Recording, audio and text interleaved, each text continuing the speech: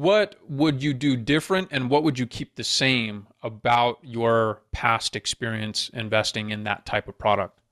I don't think too much because you don't know what you don't know. And you need the 13 unit to prove that the 100 units possible. And then when you're doing the 100 unit, you know that you can do more 100 units.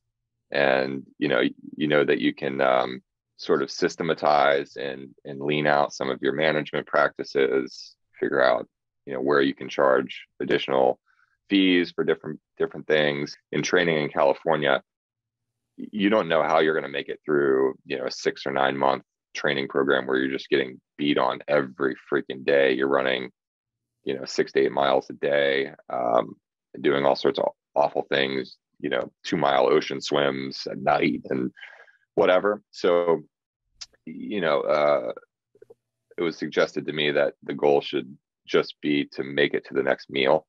Mm. And if you can make it to the next meal a few hundred times, then, you know, and you survive, you will have achieved your goal. It's hard for me to look back and say, like, I should have zagged, but I zigged instead, because it's all gotten me to today. And, I've made mistakes in life. I made mistakes in real estate.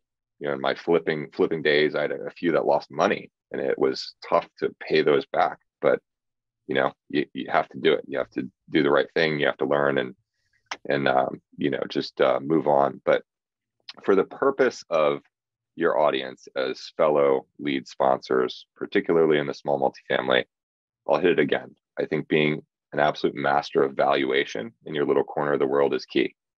You can look at 100 deals, but if you don't know what constitutes a deal, you have nothing. And a byproduct of looking at 100 deals is you start to see patterns emerge, and you'll notice when there's an outlier. Hey, I want to dig in. I want to figure something out.